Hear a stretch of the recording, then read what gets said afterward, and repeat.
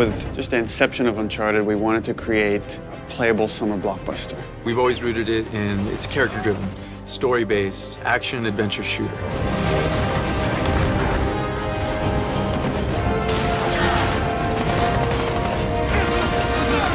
Underneath all of that, there's meaningful story moments, there's lovable characters. It's been a while.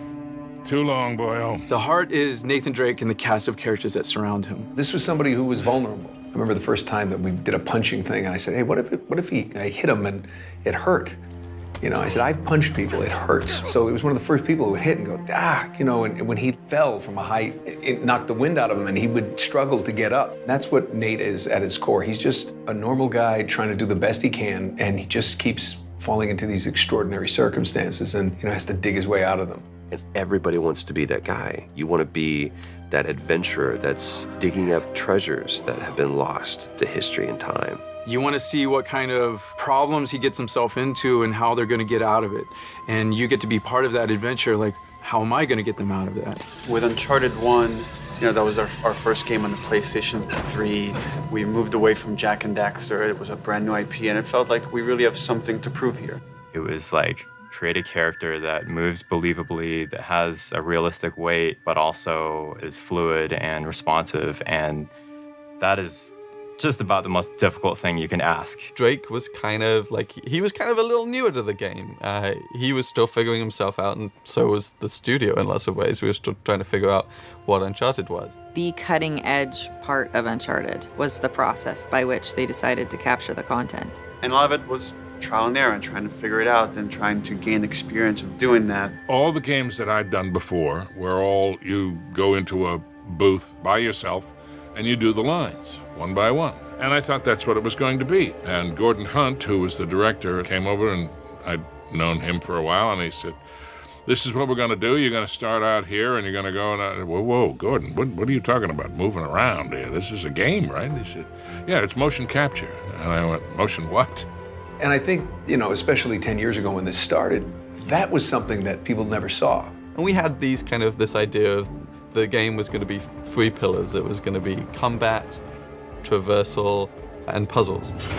And now it felt like with Uncharted 2, we really have something to prove. Let's tell a more complex story. Let's get deeper into who this character is. Let's show some of his flaws. Let's get into some of his vulnerabilities, his insecurities as a character.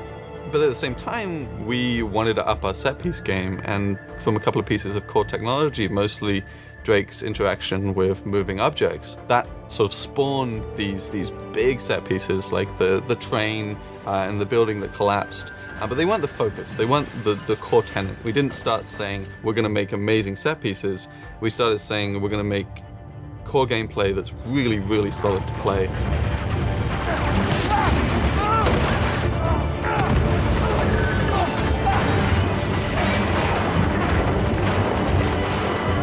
By the time we got to 3, it was like, okay, how do we take all of that and go bigger?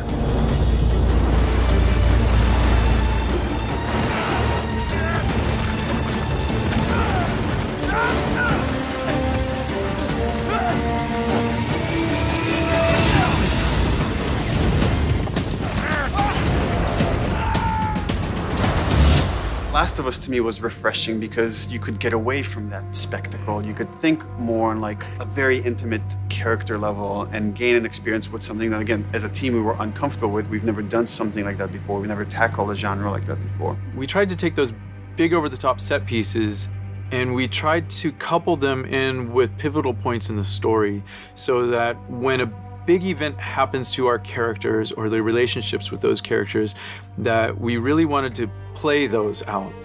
The ideal for us is that when you're playing the game and the character's going through an emotion on the screen, that we've made you feel that emotion. One thing that we really learned from The Last of Us and kind of experimented with and got really good results from is just allowing the player to just poke around in an intriguing environment. You know, talk to people, have these kind of side conversations with your buddies or with your allies and stuff that give the player this slow time to really make themselves a part of this world. Hey, you like that? Huh? Nate, Tower. It's Sully, come on, it's a lemur. Come on, come say hi. Something that we really felt like we learned a lot on The Last of Us is the relationship between Joel and Ellie, and how it's not just Joel doing everything, but Ellie is a big part of it as well. And it feels so satisfying when she helps him out at the last minute, right when you need it. It really resonated with us, and we really want to incorporate that type of feeling as well with the characters that you travel the story with. We want them to be there with you and helping you, and you guys working together as a team. After making The Last of Us, I think that influenced a lot in making a more personal story with Uncharted. But at the same time, you know, we love Uncharted. This is still the Uncharted that you've always loved. It's just there's more layers to it now. So moving back into the Uncharted world is kind of like coming home in a way and creating a very kind of brighter, larger world to play in. It's similar in some ways to, you know, Nathan Drake being drawn back to the adventure, being for us to like go big again and go like big spectacle, big explosions, while trying to like take on all the lessons we've learned throughout the games that we've worked on and try to tell a more human story within that. Uncharted 4, perhaps as a result, is going to be the best balance of bombastic and over-the-top and exciting adventure and these smaller moments, these small intimate moments that end up meaning just as much, that end up sticking with us for just as long. I think there's a lot of responsibility for us to be true to what has come before with Uncharted. The last 3 games were these amazing adventures, and now that we're doing the 4th one, which may be the final chapter, there's a lot of respect that the characters have earned. There's a lot of emotion that we've invested in these guys and gals over the years, and a lot of hard work that's gone into to make it all possible. We feel like there is so much invested from all the people here that have been working on Drake and this whole like world for a decade. We want to do ourselves the service of actually tying this together.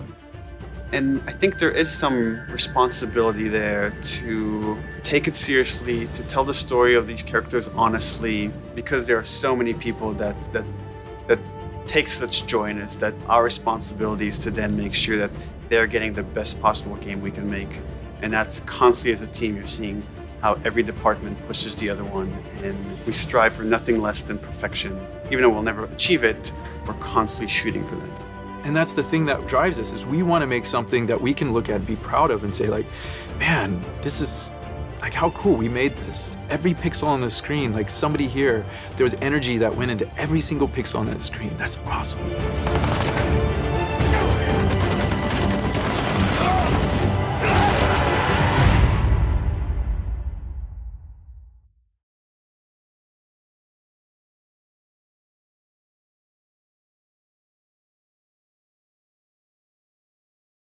PS4 for the players.